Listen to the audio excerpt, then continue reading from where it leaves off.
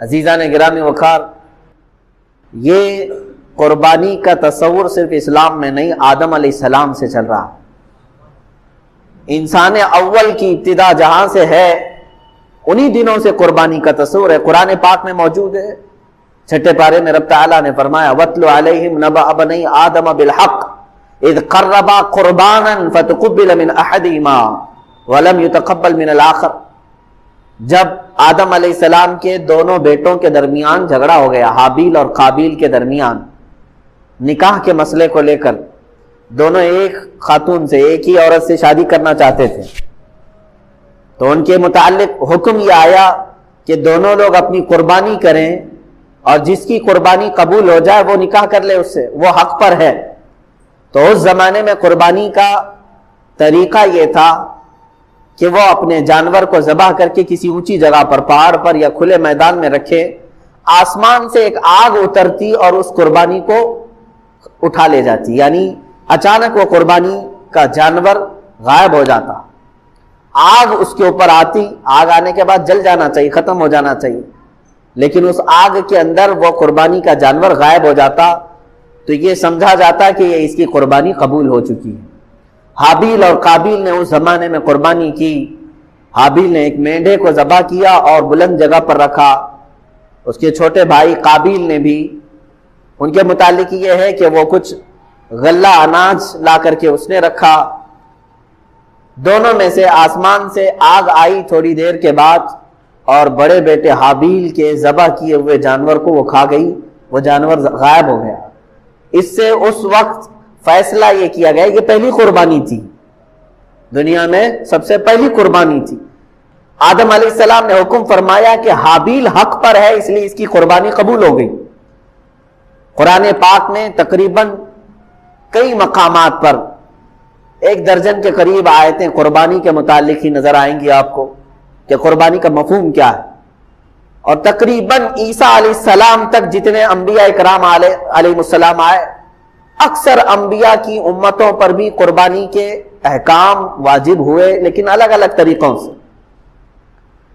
قرآن پاک میں یہ بھی الذین قالوا ان اللہ عہد الینا الا نؤمن برسول حتی یأتینا بقربان تأکلہ النار، یعنی کچھ لوگوں نے یہ کہا تھا اس زمانے میں کہ ہم کسی رسول پر ایمان نہیں لائیں گے اس وقت تک جب کہ کوئی قربانی آئے، ہم قربانی کریں اور اس کو آگ کھا لے جائے تو ہمیں سمجھ میں آئے گا کہ حق پر کون ہے۔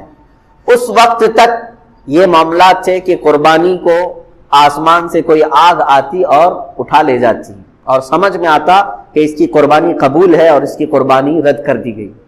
اب آپ یہ سوچتے ہوں گے کاش ہمارے اندر بھی ہوتا ایسا، ہم بھی اپنے جانوروں کو ذبح کر کے رکھتے، ہم بیل کو ذبح کر رہے ہیں، بکریوں کو یا پھر اونٹ کو، 3 ہی جانور ہیں ذبح کے لیے قربانی میں، مرغے مرغیوں کی قربانیاں نہیں ہوتی، لیکن ابھی سننے میں آیا ہے کہ جماعت اہل حدیث نے انڈے کی قربانی کو بھی جائز کہا ہے۔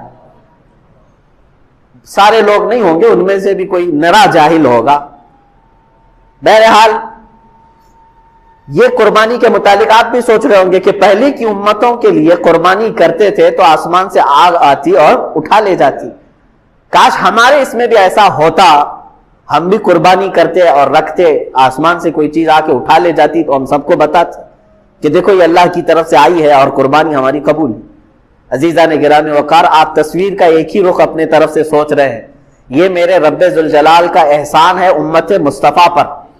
رب ذوالجلال نے امت مصطفیٰ کے عیبوں کو چھپانے کے لیے، اگر میری قربانی قبول نہ ہوتی تو پورے معاشرے میں میرا چہرہ کیا ہوتا، اگر آگ آ کر کے فلاں کی قربانی کو لے گئی اور میری چھوڑ گئی تو سب کے سامنے تو میں رسوا اور ذلیل ہوتا، 4 لوگ سب بتا کر کے کہتے یہ وہ آدمی ہے جس کی قربانی قبول نہیں ہوئی۔ اللہ تعالیٰ نے امت مصطفیٰ کے ہر عیب کو اس کی موت تک محفوظ رکھا ہے، چھپا رکھا ہے۔ قبول ہوئی کہ نہیں ہوئی یہ سب قیامت کے دن بتایا جائے گا، آج معاشرے میں تم سر اونچا کر کے ہی چلو، یہ امت مصطفیٰ صلی اللہ علیہ وسلم پر احسان ہے۔ پہلے کے امتوں پر یہ بھی معاملات تھے کہ اگر وہ گناہ کرتے تو فرشتے آ کر ان کے گھر کی چوکھٹ پر لکھ کر چلے جاتے رات کو کہ یہ آدمی نے کل رات یہ گناہ کیا ہے۔ کچھ کی پیشانیوں پر لکھا جاتا تھا کہ یہ فلاں آدمی ہے، اس نے زنا کیا، وہ تحریر لے کر کے کس کے سامنے جاتا تھا. آج 1000 گناہ ہمارے بھی ہیں لیکن نہ ہماری چوکھٹوں پر لکھے جاتے ہیں اور نہ ہماری پیشانیوں پر. رب ذوالجلال نے اس چیز کو محفوظ رکھا ہے, وہ ستار ہے, ہر ایک کی ستر پوشی فرماتا ہے.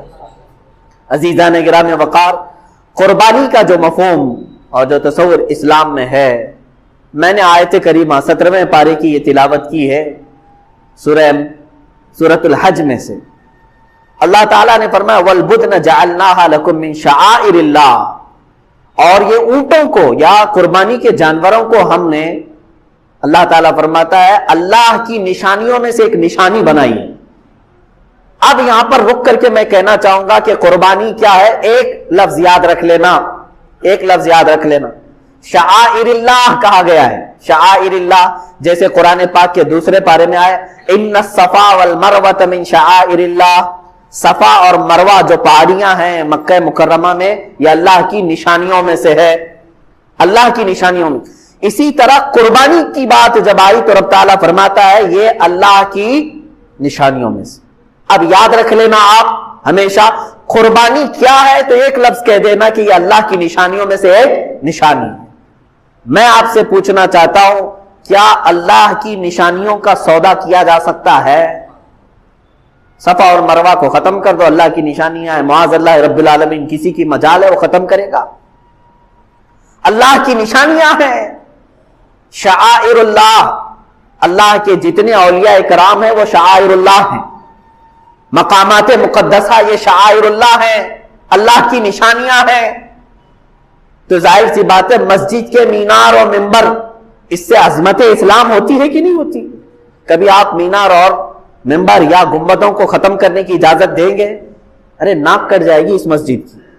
اگر کوئی کہتا ہے کہ یہ گرا دو, اس کا مطلب یہ ہے کہ ہم ناک کاٹ رہے ہیں اس چیز کی. اسی بنیاد پر تو کتنے معاملات ہو جاتے ہیں. مساجد بھی اللہ تعالیٰ کی نشانیاں ہیں. اسی طرح سے میرے عزیزو, قربانی اللہ کی نشانیوں میں سے ایک نشانی ہے, اس کے ساتھ سمجھوتا نہیں ہونا چاہیے. اللہ کے حبیب صلی اللہ علیہ وسلم نے فرمایا قربانی کے دنوں میں اگر اللہ کو سب سے زیادہ پسندیدہ کوئی کام ہے تو وہ ایک جانور کی قربانی کرنا ہے. یہ نہیں کہ جاری اور گیہوں صدقہ کرنا. صدقہ کرو, سال بھر کرو, منع کس نے کیا ہے؟ مجھے یہ خبر ملتی ہے کہ بعض لوگوں نے کہا کہ قربانی کے بدلے میں کچھ صدقہ اور خیرات کرو. ہر چیز کے متعلق تمہیں اس طرح سے بزدل بنانے کی کوشش کی جا رہی ہے کہ تم اپنے ان شعائر اللہ کے ساتھ بھی آج سمجھوتا کرو گے. اللہ کی نشانیوں میں سے ایک نشانی ہے. اگر جانور کو ذبح کرنا ظلم ہوتا تو رحمت للعالمین کبھی اپنے ہاتھ سے کسی کو ذبح نہیں کرتے. کیا رسول کریم صلی اللہ علیہ وسلم ظلم کر سکتے؟ اللہ کے حبیب صلی اللہ تعالی علیہ وسلم نے حجۃ الوداع کے موقع پر 70 اونٹوں میں سے تقریباً 60 کے قریب اونٹوں کو خود ذبح فرمایا. باقی کچھ اونٹوں کو مولا علی کرم اللہ وجہہ الکریم کے ہاتھوں میں دے دیا کہ تم ذبح کرو.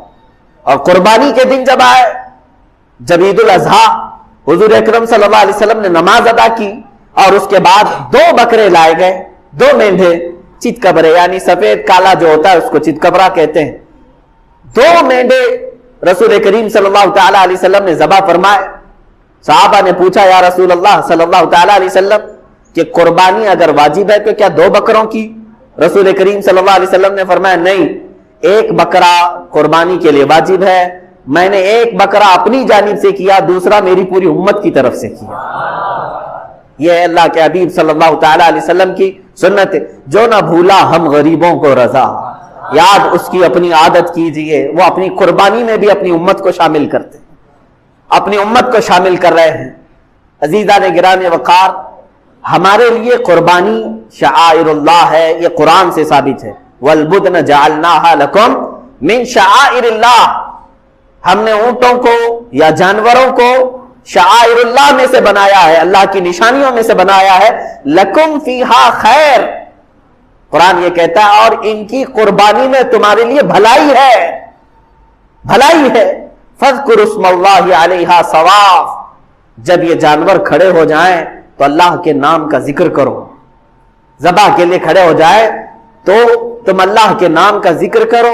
فَإِذَا وَجَبَتْ جُنُوبُهَا، اور جب وہ ذبح ہو کر کے زمین پر آ جائیں، فَكُلُوا مِنْهَا، تم بھی اس میں سے کچھ کھا لو، وَأَطْعِمُوا الْقَانِعَ وَالْمُعْتَرَّ، اور مانگنے والے سائل کو یا غریب مستحق کو بھی اس میں سے کھلاؤ، کذالک سخرناها لکم، اور اللہ فرماتا ہے یہ جانور جو ہے ہم نے تمہارے تابع داری میں دیا ہے، تمہارے تابع میں دیا ہے۔ عزیزان گرامی وقار، قربانی ہمارے عید کے اعتبار سے مسلمانوں کا ایک پرسنل لا ہے، ہمارے اپنے تہواروں میں سے ایک تہوار ہے یا نہیں، اس چیز کو مانتے کہ نہیں؟ آج اس سلسلے میں چاہتا ہوں کہ ذمہ دار حضرات بھی اس چیز کے متعلق بات کریں کہ جب ہندوستان آزاد ہوا تو کئی مذاہب اور کئی ادیان کے لوگ ہندوستان میں تھے، سب کے متعلق جو قوانین مرتب ہوئے اس میں سے یہ قانون بھی دیکھنے کے قابل تھا، ہر ایک کو کہا گیا کہ وہ اپنے دین کی مکمل آزادی کے ساتھ یہاں جی سکتا۔ اگر میرے دین میں عبادتیں ہیں، نماز ہیں، تو کسی بھی قوم کو یا کسی بھی حاکم کو، کسی بھی پولیس کو میری عبادتوں سے مجھے روکنے کا حق نہیں، کیونکہ یہ میرے ریلیجیس میرا رائٹ ہے، یہ میرے دین کا حق ہے۔ اگر میں ٹوپی پہنتا ہوں، داڑھی رکھتا ہوں، تو یہ میرے دین کا حق ہے، میں استعمال کر رہا ہوں، مجھے ہندوستان کے سنویدھان نے، یہ قانون نے مجھے یہ اجازت دی ہے۔ آج اگر اتنے زمانے کے بعد پھر کوئی یہ کہے کہ تم فلاں چیز نہیں کر سکتے جو میرے دین میں سے ہے، تو گویا کہ وہ میری آزادی کو چھین کر مجھے دوبارہ غلامی میں لا رہا ہے، مجھے دوبارہ غلامی میں لا رہا ہے۔ عزیزان گرامی وقار، آج حالات کو سمجھو، اور جتنے شعائر اللہ ہیں میں بار بار کہہ رہا ہوں کہ ان کی حفاظت کرو، ان کی حفاظت کرو، چاہے جیسے بھی حالات ہوں۔ دوسری قوموں کو بھی ہم نے دیکھا ہے۔ اب میں قربانی کے متعلق تھوڑی سی یہ تاریخ بتاؤں۔ دوسرے لوگ اگر یہ سمجھتے ہیں کہ صرف اسلام ہی ہے جو اتنے جانوروں کو قربان کرتا ہے، تو یہ ان کی خام خیالی ہے۔ تھوڑا ہسٹری بھی نکالیں اور پڑھیں، تاریخ کو بھی پڑھیں۔ یہودیوں میں قربانی ہے، عیسائیوں میں قربانی ہے، موجود ہے، ان کی کتابوں سے میں ثابت کر کے بتاؤں گا، آج بھی ہے۔ ہندوؤں کے کئی ایسے مقدس ان کے مقامات ہیں جہاں پر قربانی ہوتی ہے، وہ اس کو قربانی کہتے ہیں، بلیدان کہتے ہیں، اور ان کے اپنے اپنے تصورات ہیں کہ ہم اس جانور کو ذبح کریں گے تو پھر ہم جو ہے ایک شکتی حاصل کریں گے، اور ہر قوم کے نزدیک ایک ایک الگ الگ تصور بنا ہوا ہے۔ لیکن اعتراض کا اور چھیڑ چھاڑ کا اگر کوئی مقام ہے تو صرف اسلام کو بنایا گیا ہے، باقی دوسروں کی قربانیاں نظر نہیں آتی۔ عزیزان گرامی، تاریخ کی پرانی کتابوں سے بھی میں اگر آپ کو بتاؤں، ہر زمانے میں ہر قوم نے قربانی کی ہے۔ اگر جانور کے ذبح کے متعلق آپ پریشان ہیں تو میں ان شاکاہاری لوگوں سے بھی کہوں گا، تمہیں معلوم نہیں کہ جانور کے اندر صرف جان نہیں ہوتی، پیڑ پودوں کے اندر بھی جان ہوتی؟ کیا تمہیں نہیں معلوم؟ میل فیمیل ہوتے ہیں درختوں کے اندر، سب کسان بھی جانتے ہیں، کلمی کرتے ہیں، دو درختوں کو ملاتے ہیں، ایک میل اور فیمیل، تب وہ جلدی سے بڑھتے ہیں اور اچھے پھل دیتے ہیں۔ جانوروں کے علاوہ نباتات میں بھی، سبزیوں میں، درختوں میں، سب میں جان موجود ہے، بس یہ ہے کہ وہ چلتے نہیں ہیں، ایک جگہ پر کھڑے ہیں۔ جان تو ان کے اندر بھی ہے، لیکن تم انہیں بھی تو کاٹتے ہو، انہیں بھی تو کھاتے ہو۔ اس طرح سے اگر دیکھا جائے کہ کسی جان کو نقصان نہیں پہنچانا چاہیے تو خود اپنی جان کی بلیدان دینا پڑ جائے۔ تم ایک جگہ بیٹھو گے، نہ کسی پھل کو کاٹ سکتے ہو کیونکہ اس کے اندر بھی جان ہے، کسی سبزی کو کاٹو تو اس کے اندر بھی جان ہے۔ یہ تمام جان والی چیزیں ہی ہیں، نباتات بھی۔ عزیزان گرامی، اللہ تبارک و تعالیٰ نے پوری کائنات کو پیدا کیا، اور اسی نے جب ہمیں یہ حکم دیا ہے کہ تم ان فلاں فلاں جانوروں کو ذبح کر سکتے ہو، تو بالکل یہ قانون فطرت کے مطابق ہے۔ اگر ذرا برابر بھی ظلم ہوتا تو رب تبارک و تعالیٰ کبھی اپنے بندوں کو کسی کو ذبح کرنے کا حکم ہرگز نہیں دیتا۔ اب دیکھیں آپ، ظلم کہاں کہاں ہے، وہاں قرآن نے منع کیا کہ نہیں؟ ہم بیل، بکرے اور اونٹ کو تو ذبح کر رہے ہیں، لیکن کیا کبھی انسان کو ذبح کرنے کی اجازت قرآن نے دی ہے؟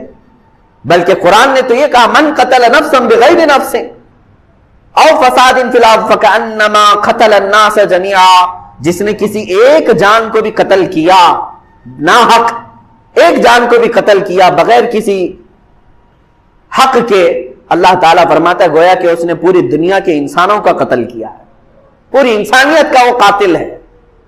تو اگر ذرا برابر بھی ظلم ہو سکتا ہے کہیں پر تو قرآن نے اس پر پہلے سے پابندی لگا دی کہ تم یہاں قتل نہیں کر سکتے، یہاں نہیں مار سکتے۔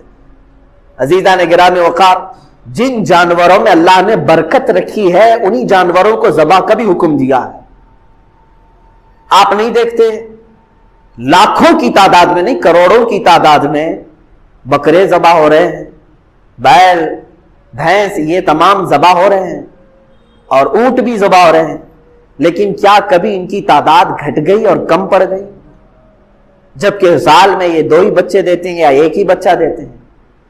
جتنی تعداد میں کاٹے جاتے ہیں اور کھائے جاتے ہیں، بیل ہیں، بکریاں ہیں، اونٹ ہیں، بھینس ہے، ان کی تعداد کبھی کم نہیں ہوئی، کبھی شارٹیج نہیں ہوا گوشت کا، لاک ڈاؤن میں بھی نہیں شارٹیج ہوا، کبھی نہیں ہوا۔ ان میں برکت رکھی ہے اللہ تعالیٰ نے، جبکہ خنزیر ایک بار میں 17-18 بچے دے دیتی ہے، کتے کو دیکھیں تو وہ بھی 10-12 بچے ایک بار میں دیتی ہے، اور نہ ان کا ذبح ہوتا ہے، نہ وہ کاٹے جاتے ہیں، نہ بیچے جاتے ہیں۔ بس شوقین لوگ کھاتے ہوں گے، باقی عام طور پر تو نہیں ہے۔ لیکن اس کے باوجود جتنے گلیوں میں روڈوں پر جگہ جگہ بیل بکری اور بھینس نظر آتے ہیں اتنے کتے تو نہیں نظر آتے، اس لیے کہ اللہ کے نبی صلی اللہ علیہ وسلم نے فرمایا کہ اللہ تعالیٰ نے ان جانوروں میں غیب سے برکت رکھا ہے، یہ برکت والے جانور ہیں۔ کسی کے پاس بکری آئی تو سمجھ لو کہ اس کے مال میں برکت آئی۔ خود رسول کریم صلی اللہ علیہ وسلم نے فرمایا تمہارے مال میں اگر سب سے زیادہ کسی مال میں برکت ہے تو وہ بکری میں ہے، جانوروں میں سب سے زیادہ برکت ہے۔ اسی وجہ سے حکم بھی ہوا کاٹنے کا کہ تم انہیں ذبح کرو، اللہ تعالیٰ اس کے بدلے اور پیدا کرے گا۔ لیکن کیا ہمیں کبھی بلی کاٹ کر کے کھانے کا حکم دیا اللہ تعالیٰ نے؟ بلی بھی ہر 4 مہینے پر 4 بچے دیتی ہے، 5 مہینے 6 مہینے نہیں گزرتے کہ اس کے پاس 4-5 بچے ہوتے ہیں، لیکن کہیں پر بھی بلیوں کو ذبح کرنے کا حکم نہیں دیا گیا۔ دوسرے بہت سارے جانور ہیں، قرآن پاک نے منع کر رکھا ہے کہ ان جانوروں کو تم کاٹ نہیں سکتے، ذبح نہیں کر سکتے، کیونکہ جو پیدا کیا ہے وہی بہتر جانتا ہے کہ تمہارے لیے سوٹیبل کیا ہے، تمہارے لیے مناسب کیا ہے، وہ بہتر جانتا ہے۔ عزیزان گرامی وقار، قربانی کے متعلق بہت ساری باتیں ہیں، اب احادیث کی روشنی میں میں تھوڑی سی باتیں عرض کر دوں۔ صحابہ اکرام رضوان اللہ تعالی علیہ مجمعین سرکار دو عالم صلی اللہ علیہ وسلم کی بارگاہ میں آئے اور پوچھا ما هذه الاضاحی یا رسول اللہ صلی اللہ علیہ وسلم، اے اللہ کے رسول یہ کیا ہے، یہ قربانیاں کیا ہیں؟ نبی کونین صلی اللہ تعالی علیہ وسلم نے فرمایا ہر جانور کے بدلے تمہیں نیکیاں ہیں۔ صحابہ نے پوچھا اگر ہم اون والا یعنی جو بھیڑ ہوتی ہیں بہت سارے بالوں والا بکرا اگر ہم ذبح کرتے ہیں تو کیا اس میں بھی ثواب ہے؟ اللہ کے نبی صلی اللہ علیہ وسلم نے فرمایا اس کے ہر بال کے بدلے ایک نیکی ہے۔ اس جانور کے جسم پر جتنے بال ہیں ہر بال کے بدلے تمہیں ایک نیکی ہے۔ خود اپنی صاحبزادی سیدہ کائنات فاطمہ الزہرا رضی اللہ تعالی عنہا کو حضور اکرم صلی اللہ علیہ وسلم فرماتے ہیں اے فاطمہ اٹھو، اپنی قربانی کی جگہ پر آؤ۔ جب قربانی کرنی تھی کہا کہ تم آؤ، کھڑی ہو جاؤ اور دیکھو، گواہ رہو قربانی کے۔ انہوں نے پوچھا کہ کیوں یا رسول اللہ صلی اللہ علیہ وسلم؟ حضور اکرم صلی اللہ علیہ وسلم نے فرمایا قربانی کے جانور کا خون کا قطرہ زمین پر گرنے سے پہلے مولا سابقہ گناہوں کو معاف کرتا ہے، تمہارے گناہ معاف کر دیے جاتے ہیں۔ تو حضرت فاطمہ نے یہ بھی پوچھا یا رسول اللہ صلی اللہ علیہ وسلم یہ صرف اہل بیت کے لیے ہے یا سارے مسلمانوں کے لیے؟ رسول کریم صلی اللہ علیہ وسلم نے فرمایا فاطمہ میرے گھر والوں کے لیے خاص ہے اور تمام مومنین کے لیے عام ہے، سب کے لیے ثواب کہ تم اپنے جانور کو ذبح کر رہے ہو تو پھر اس کے خون کے قطرے زمین پر گرنے سے پہلے تمہارے سابقہ گناہ بخش دیے جاتے ہیں۔ اب قرآن کی آیت کی طرف بھی اگر آپ آؤ 17ویں پارے میں سورۃ الحج میں اللہ تعالیٰ فرماتا ہے لن ینال اللہ لحومھا ولا دماؤھا، تمہارا گوشت اور تمہارا خون اللہ تک نہیں پہنچتا ہے، یہ گوشت اور خون نہیں پہنچ رہا، وَلَٰكِن يَنَالُهُ التَّقْوَىٰ مِنْكُمْ، بلکہ اس کے ذبح کرنے کے وقت جو تمہارے دلوں کی نیت ہے وہ اللہ کو معلوم ہے۔ اسی پر تمہیں اجر و ثواب ہے. تم کس لیے کاٹ رہے ہو؟ گوشت کھانے کے لیے کاٹ رہے ہو یا اللہ کا تقرب حاصل کرنے کے لیے، اللہ کا قرب حاصل کرنے کے لیے؟ آپ سوچتے ہوں گے ایک جانور کو ذبح کر کے اللہ کا قرب کیسے حاصل ہوتا ہے، کیسے اس کے قریب ہوتا ہے آدمی ایک جانور کو کاٹنے؟ میرے عزیزو، یہ بھی میرے رب کا احسان ہے. کیا ہے جانتے ہیں؟ در حقیقت قربانی تو اپنی جان کی ہونی چاہیے تھی.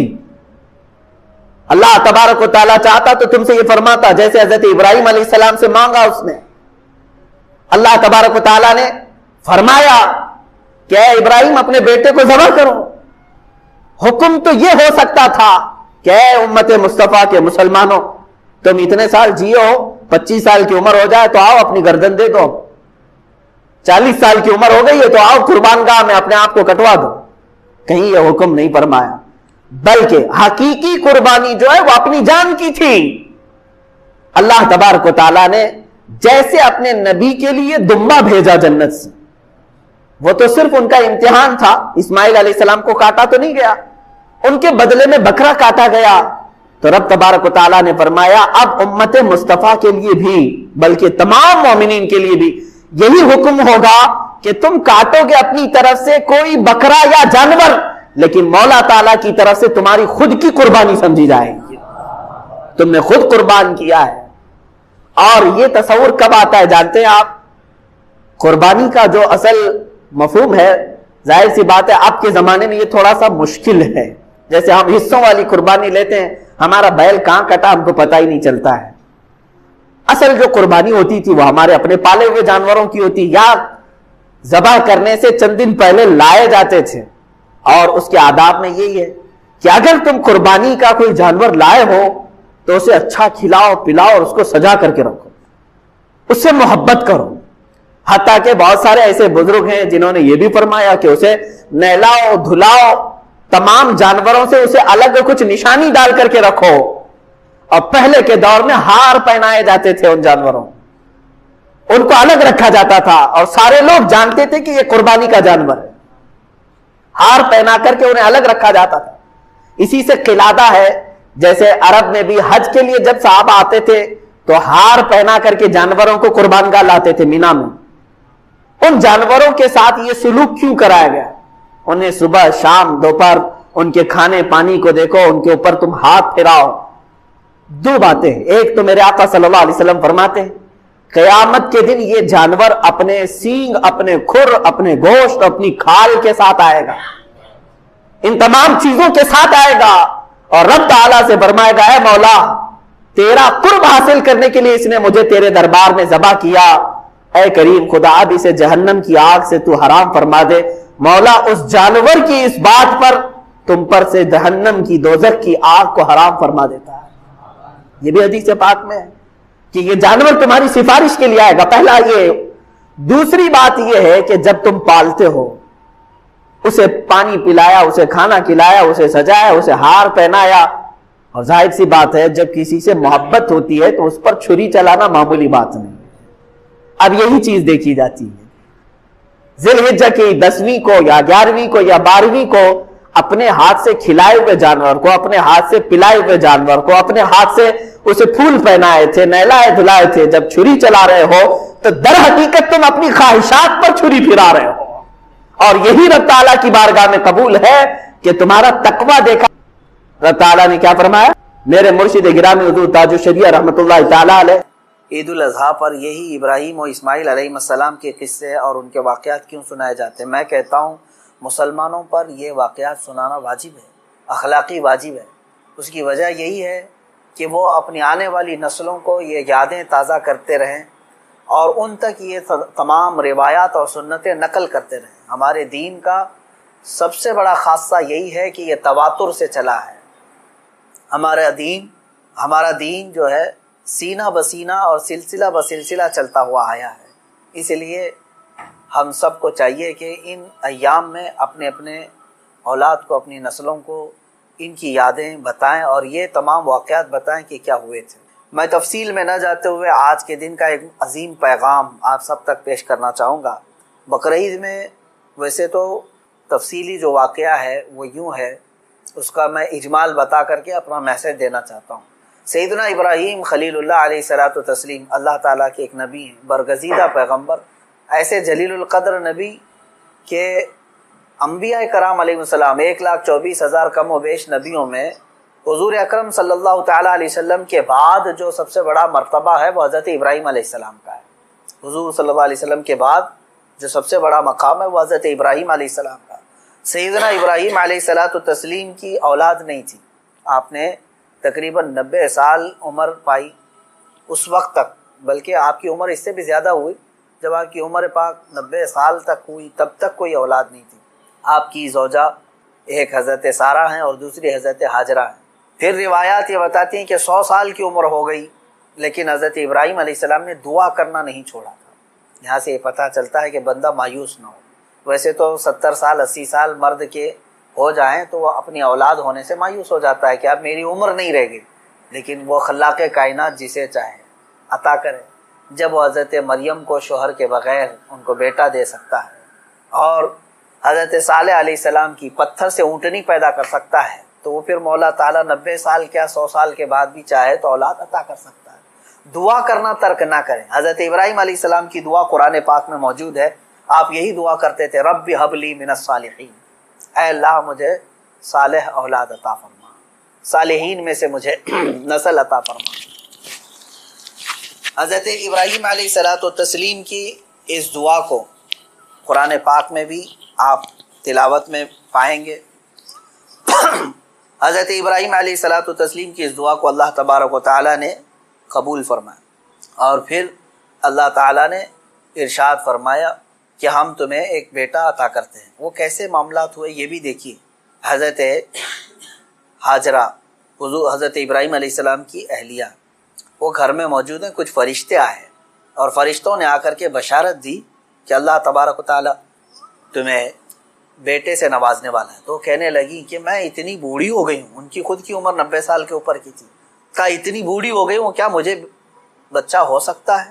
فرشتوں نے کہا ہاں، اللہ تبارک و تعالیٰ جو غالب حکمت والا ہے وہ چاہے تو ہو سکتا ہے۔ تو پھر اللہ تبارک و تعالیٰ نے یہ بشارت دی اور بڑھاپے میں حضرت ابراہیم علیہ السلام کو بیٹے کی بشارت سے نوازا اور اس کے بعد حضرت اسماعیل علیہ السلام کی ولادت ہوئی۔ چند دنوں کے بعد، چند سالوں کے بعد حضرت سارہ سے حضرت ابراہیم علیہ السلام کو دوسرے بیٹے بھی ہوئے، حضرت اسحاق علیہ السلام، یعنی اسی عمر میں۔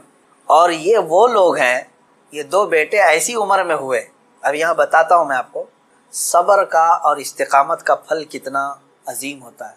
100 سال تک ابراہیم علیہ السلام صبر کرتے رہے اولاد کو، اور اس کے بعد اللہ نے اولاد دیا، 2 بیٹے دیے، ایک اسماعیل علیہ السلام اور دوسرے اسحاق علیہ السلام۔ ان دونوں نبیوں کے بارے میں اگر میں آپ کو بتاؤں، اسحاق علیہ السلام وہ نبی ہیں، حضرت ابراہیم علیہ السلام کے وہ بیٹے ہیں جن کو اللہ نے نبی بھی بنایا، اور ان کی نسل میں 30,000 سے زیادہ نبی پیدا کیے تقریباً۔ بنی اسرائیل پوری نسل جو ہے وہ اسحاق علیہ السلام کی نسل ہے۔ اسحاق علیہ السلام کے بیٹے یعقوب علیہ السلام، یعقوب علیہ السلام کے بیٹے یوسف علیہ السلام، یہاں سے پوری بنی اسرائیل چلی، اس میں ہزاروں نبی آئے۔ ابراہیم علیہ السلام کو ایک بیٹے اسحاق علیہ السلام کی نسل میں سارے نبی عطا کیے، اور دوسرا بیٹا جو اسماعیل علیہ السلام عطا کیے، ان کی نسل میں تو سید الانبیاء حضور صلی اللہ علیہ وسلم آتا ہے، محمد الرسول اللہ صلی اللہ علیہ وسلم علیہ افضل التحیت و اکمل التسلیمات۔ تو یہ حضرت ابراہیم علیہ السلام کی دعا کا نتیجہ تھا اور صبر اور استقامت کا۔ آج جو مجھے پیغام دینا تھا وہ یہی ہے، میں نے آیت کریمہ بھی خطبے میں یہی پڑھی۔ بے شک وہ لوگ جنہوں نے یہ کہا اللہ ہمارا رب ہے، ان الذین قالوا ربنا اللہ، بے شک وہ لوگ جنہوں نے کہا اللہ ہمارا رب ہے، ثم استقاموا، پھر اس پر جم گئے، یہ ہے استقامت۔ استقامت کہتے ہیں ڈٹے رہنا، جمے رہنا۔ اب اس کے متعلق جو قرآن کہتا ہے تتنزل علیہم الملائکہ، ان پر اللہ تعالیٰ فرشتے اتارتا ہے۔ کیا کہتے ہوئے آتے ہیں فرشتے؟ اللہ تخافوا ولا تحزنوا، گھبراؤ مت، ڈرو مت، ہم تمہیں وہ بشارت دینے آئے ہیں جس جنت کا اللہ نے تم سے وعدہ کیا ہے۔ تھوڑے دن اور باقی رہو، تھوڑے دن اور جمے رہو اور ڈٹے رہو۔ یہ استقامت کرتا ہے بندہ، استقامت پر فائز ہوتا ہے تو فرشتے اس کی مدد کے لیے اترتے ہیں۔ ہاں اتنا ہے کہ ہلا دیے جائیں گے، تمہاری خواہشات کے خلاف معاملات آئیں گے، تمہارے نفس کے خلاف معاملات آئیں گے، اسی پر جمے رہنے کا نام استقامت ہے۔ اور استقامت کا معنی اتنا عظیم ہے کہ صوفیہ اکرام نے کیا فرمایا معلوم ہے؟ الاستقامت فوق الکرامت، عربی میں فرمایا استقامت جو ہے یہ کرامت سے بھی بڑھ کر کے ہے۔ لوگ کہتے ہیں نا کرامت، کرامت کا مطلب اکثر لوگوں نے ہی سمجھا کہ وہ انہونی چیز دکھانا، یعنی جو ایسی چیز جو جس کو دیکھ ہی نہیں پائے، ہوا میں کوئی اڑ کے دکھا رہا ہے، پانی پہ کوئی چل کے دکھا رہا ہے، تو اس کو بہت سارے لوگ کیا سمجھتے ہیں، یہی کرامت ہے، محیر العقول چیزیں، یعنی جو عقل کو عاجز کر دیں۔ اور فرمایا گیا ان کرامتوں سے سب سے بڑھ کر کے استقامت ہے، یعنی شریعت پر جمے رہنا، ڈٹے رہنا۔ میں اس پر آتا ہوں، حضرت ابراہیم علیہ السلام کے اس واقعے کو میں مختصر کرتا ہوں۔ بیٹا ہوا، 100 سال تک صبر کرنے کے بعد پھر اللہ تبارک و تعالیٰ نے امتحانات ایسے لیے کہ ابراہیم علیہ السلام کو ترک وطن کرنا پڑا ہے، یعنی آپ کا شہر جو ہے بابل تھا، عراق۔ واقعہ تفصیل سے آپ کو پھر کبھی، وہاں آپ کو ہجرت کرنا پڑا، وہاں سے وطن چھوڑ دیا آپ نے، آپ کو جان کی بازی بھی لگانی پڑی، آگ میں آپ کو ڈالا گیا ہے، جان کے ساتھ بھی آپ کا امتحان ہوا، اس میں بھی آپ استقامت پر تھے۔ جب آپ کو نمرود آگ میں پھینک رہا تھا، جبرائیل علیہ السلام آئے اس وقت اور پوچھنے لگے الک حاجت یا خلیل اللہ، اے اللہ کے خلیل کوئی حاجت ہو تو بتائے۔ تو حضرت ابراہیم علیہ السلام آگ میں پھینکے جا رہے ہیں، اس وقت بھی کیا کہتے ہیں، ہاں ہے حاجت لیکن اللہ سے، میرا مولا میرے ساتھ ہے۔ یہ استقامت اور توکل کا اعلیٰ درجہ۔ تیسرا اب جو ہوا آپ کے ساتھ وہ اولاد، اور آپ کو یہ بھی میں بتا دوں کہ اب اولاد دیا اللہ تعالیٰ نے، پھر حکم یہ فرمایا، خواب میں حضرت ابراہیم علیہ السلام کو یہ کہا گیا کہ آپ اپنے بیٹے کی قربانی دیں اللہ کی بارگاہ۔ لیکن ابراہیم علیہ السلام نے خواب میں دیکھا تو اس کے بدلے میں آپ نے جانتے ہیں تقریباً آپ نے 100 اونٹوں کو ذبح کر دیا، اونٹ ذبح کیے، شاید اس خواب کی تعبیر یہ ہو۔ دوسرے دن پھر خواب وہی آیا، پھر آپ نے ذبح کیے، تیسرے دن پھر خواب آیا، تب آپ نے یقین کے ساتھ یہ فرمایا کہ مجھے میرے بیٹے اسماعیل کی ہی قربانی کا حکم دیا جا رہا ہے۔ پھر حضرت ابراہیم علیہ السلام، یعنی اونٹوں کے ذبح کرنے میں مال بھی تو کتنا قربان ہوا۔ تو اب میں جو بتانا چاہ رہا ہوں، اب وہ آخری بات سنیں۔ اسماعیل علیہ السلام کو بلایا اپنے قریب، جب ابھی حضرت اسماعیل علیہ السلام کی عمر پاک شباب کو نہیں پہنچی تھی، جوانی کے قریب آ رہی تھی، بلا کر کے کہنے لگے کہ انی ارا فی المنام انی اذبحک، اے اسماعیل میں نے خواب میں دیکھا ہے اور اللہ کا حکم یہ پایا ہے کہ میں تمہیں ذبح کر رہا ہوں، تم کیا کہتے ہو؟ حضرت اسماعیل علیہ السلام نے کیا کہا؟ یا ابت افعل ما تؤمر ستجدنی انشاء اللہ من الصابرین، اے میرے والد گرامی آپ کو جس بات کا حکم دیا گیا ہے وہ کر جائیے، آپ انشاءاللہ آپ مجھے صبر کرنے والا پائیں۔ اسماعیل علیہ السلام بیٹے کو کوئی یہ کہے، اب یہ اسی کے لیے شاعر نے یہ کہا ہے، یہ مکتب کی کرامت تھی کہ فیضان نبوت تھا، سکھائے کس نے اسماعیل کو آداب فرزندی۔ ہاں بہرحال اب جو معاملہ پیش آیا وہ پتہ ہے آپ کو، حضرت اسماعیل علیہ السلام کو لے گئے مینا میں، وہ جگہ آج بھی باقی ہے جہاں حجر اسماعیل کہہ کر کے ایک پتھر رکھا گیا ہے، وہاں پر اسماعیل علیہ السلام کو لٹایا گیا۔ ابراہیم علیہ السلام نے اپنی آنکھوں پر پٹی باندھ دی، ان کے ہاتھ پیر کو باندھ دیا، اور اس کے بعد تیز چاقو سے ان کے گردن پر چھری چلائی، لیکن چھری نہ چلی۔ روایات یہ بتاتی ہے کہ آپ نے اس چھری کو پتھر پر مارا، پتھر 2 ٹکڑے ہو گئے، کٹ گیا، لیکن نرم و نازک گلا نہیں کٹا، 2 مرتبہ نہیں کٹا، تیسری مرتبہ آپ نے زور سے چلایا تو کٹ گیا مگر گلا نہیں۔ اللہ تبارک و تعالیٰ کے حکم سے جبرائیل علیہ السلام ایک دمبا جنت سے لے آئے اور اسماعیل علیہ السلام کو وہاں سے ہٹا کر کے دمبا رکھا، دمبا ذبح ہو گیا، اسماعیل علیہ السلام کھڑے رہے۔ ابراہیم علیہ السلام جب ذبح کر چکے تو اپنی آنکھوں سے پٹی ہٹا کر کے آپ اللہ کا شکر ادا کر رہے تھے کہ اے مولا تیرا جو حکم تھا وہ میں نے مکمل کر دیا۔ تو جب آپ نے پٹی ہٹا کر کے دیکھی تو بکرا ذبح ہے اور اسماعیل علیہ السلام سلامت ہے، تو رب تبارک و تعالیٰ نے یوں ارشاد فرمایا، قد صدقت الرؤیا یا ابراہیم، اے ابراہیم تو نے ہمارے بتائے ہوئے خواب کو سچ کر دکھایا۔ وَنَادَيْنَاهُ بِذِبْحٍ عَظِيمٍ، ہم نے اسماعیل کو ذبح عظیم کے نام سے پکارا۔ اللہ تعالیٰ نے فرمایا، اللہ تبارک و تعالیٰ یہ امتحان لے رہا تھا، یہ انبیاء اکرام علیہ الصلاۃ والتسلیم کے ساتھ ہے، ایسا نہیں ہے کہ سارے لوگ یہ کر پائیں گے، وہ اس درجے کے ایمان والے تھے، ان کو اسی انداز سے امتحان لیا گیا۔ اب جو بات 2 چیزیں عرض کرنی ہے، پہلی بات تو یہ ہے کہ بعض مفسرین نے اور عاشقان رسول نے اس میں پیارا نقطہ یہ بیان فرمایا، گلا نہ کٹنا، ذبح نہ ہونا کیا وجہ تھی؟ تو فرمایا گیا اس لیے کہ اسماعیل علیہ السلام کی پیشانی میں نور محمدی تھا، حضور اکرم صلی اللہ تعالیٰ علیہ وسلم کا نور پاک تھا، انہی کی نسل میں حضور تشریف لائے۔ ابھی دنیا میں